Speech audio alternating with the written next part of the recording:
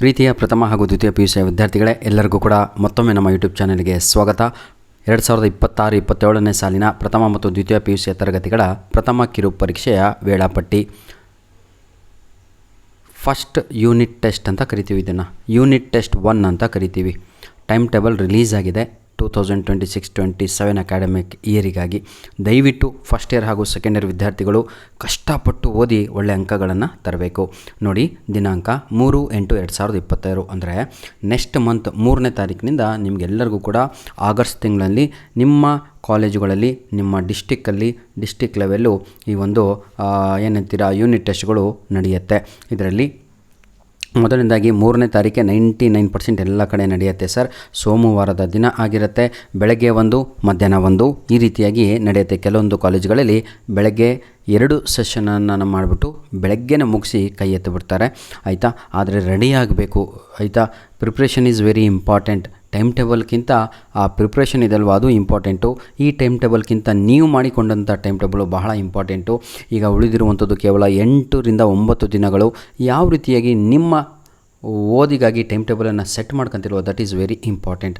ಹಾಗಿದ್ದರೆ 3ನೇ ತಾರೀಕು ಕನ್ನಡ, ತೆಲುಗು ಎಲ್ಲ ಆಯಿತಾ, ಉರ್ದು, ಸಂಸ್ಕೃತ, ಭೌತಶಾಸ್ತ್ರ ಅಂತ ಹೇಳಿದರೆ ಫಿಸಿಕ್ಸು, ವ್ಯವಹಾರ ಅಧ್ಯಯನ ಅಂತ ಹೇಳಿದರೆ ಬಿಸ್ನೆಸ್ ಸ್ಟಡೀಸ್. ಇಲ್ಲಿ ಕೊಟ್ಟಿರೋದು ಸಂಕೇತ 1, 5, 8, 9 ಇವೆಲ್ಲವೂ ಕೂಡ ಸಬ್ಜೆಕ್ಟ್ ಕೋಡ್ ಆಗಿರುತ್ತೆ. ಯಾರು ಕೂಡ ಟೆನ್ಷನ್ನೇ ತಗೋಬೇಡಿ, ಅದೆಲ್ಲ ಸಬ್ಜೆಕ್ಟ್ ಕೋಡು ನನ್ನ ವಿದ್ಯಾರ್ಥಿಗಳೇ. ಕ್ಲಿಯರ್ ಆಲ್ ಆಫ್ ಯು ಅರ್ಥ ಆಯಿತು ಅನಿಸುತ್ತೆ ಪ್ರತಿಯೊಬ್ಬರಿಗೂ ಕೂಡ. ಹಾಗಿದ್ದರೆ ಅದೇ ಬೆಳಗ್ಗೆ ಇವೆಲ್ಲ ನಡೆಯುವಂಥದ್ದು, ಮಧ್ಯಾಹ್ನ ಇದಾಗಿರುತ್ತೆ.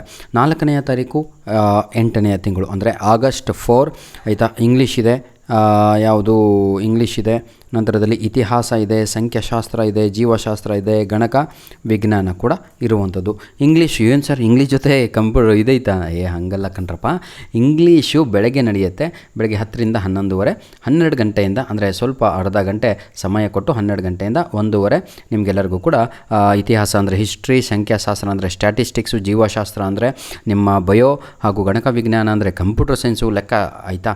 ಈ ರೀತಿಯಾಗಿ 4ನೇ ತಾರೀಕು. 5ನೇ ತಾರೀಕು ನೀವೆಲ್ಲರೂ ಕೂಡ ನೋಡ್ಬೋದು. ಇಲ್ಲಿ 5 ಅಂದರೆ ಆಗಸ್ಟ್ 5 ಆಯಿತಾ. 5th ಆಗಸ್ಟಿಗೆ ಲೆಕ್ಕಶಾಸ್ತ್ರ ಇದೆ ಅಂದರೆ ಅಕೌಂಟೆನ್ಸಿ, ಗಣಿತ ಇದೆ, ಮ್ಯಾಥಮೆಟಿಕ್ಸ್, ಅರ್ಥಶಾಸ್ತ್ರ, ಎಕನಾಮಿಕ್ಸ್, ರಸಾಯನಶಾಸ್ತ್ರ ಅಂದರೆ ಕೆಮಿಸ್ಟ್ರಿ ಆಗಿರುತ್ತೆ. ಒಂದು ಬೆಳಗ್ಗೆ, ಒಂದು ಮಧ್ಯಾಹ್ನ ನಡೆಯುವಂತಹ ಪರೀಕ್ಷೆಗಳು ಆಗಿರ್ತವೆ. ಕರೆಕ್ಟಾಗಿ ಟೈಮ್ ಟೇಬಲ್ ಡಿಸ್ಪ್ಲೇನಲ್ಲಿದೆ, ನೋಡಿಕೊಳ್ಬೋದು.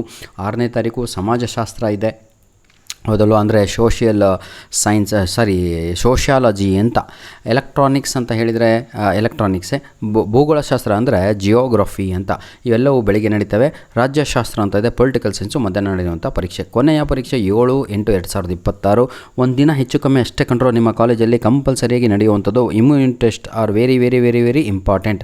ಇನ್ನೊಂದು ಇಲ್ಲಿ ಮೆಸೇಜನ್ನು ಕೂಡ ಕೊಟ್ಟಿದ್ದಾರೆ. ಈ ವೇಳಾಪಟ್ಟಿಯಲ್ಲಿ ದಿನಾಂಕಗಳಂದು ಸರ್ಕಾರಿ ರಜೆ ಎಂದು ಘೋಷಿಸಿದಲ್ಲಿ ಎಲ್ಲ ಪರೀಕ್ಷೆಗಳು ಮುಗಿದ ನಂತರ ಅಂದರೆ ಎಲ್ಲ ಎಕ್ಸಾಮ್, ಸಪೋಸ್ 6ನೇ ತಾರೀಕು ಏನಾದರೂ ಗೌರ್ಮೆಂಟ್ ರಜೆ ಇದ್ದರೆ, ಗೌರ್ಮೆಂಟ್ ರಜೆ ಬಂದುಬಿಡ್ತು ಅಥವಾ ಕರ್ನಾಟಕ ಬಂದಾಯಿತು, ಏನೋ ಒಂದು ಕಾರಣಗಳಿಂದ 6ನೇ ತಾರೀಕು ಏನಾದರೂ ಕ್ಲೋಸ್ ಇದ್ದರೆ ಆ 6ನೇ ತಾರೀಕು 8ನೇ ತಾರೀಕಿಗೆ ಪೋಸ್ಟ್ಪೋನ್ ಆಗುತ್ತೆ, ಅಂದರೆ ನೆಕ್ಸ್ಟ್ ಡೇಗೆ ಹೋಗುತ್ತೆ. ಧನ್ಯವಾದಗಳು.